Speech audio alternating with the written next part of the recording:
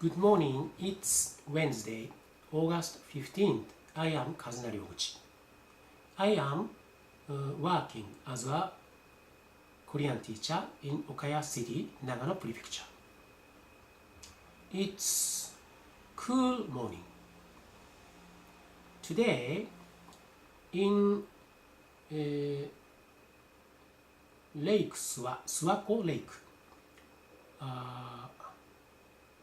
big fireworks display will be held.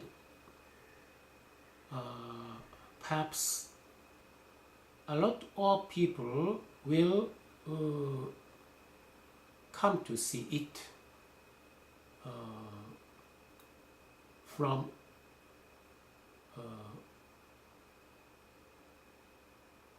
around Japan,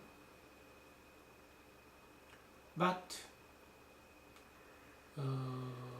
I am worrying about the weather a little. If it will not rain, it'll be good.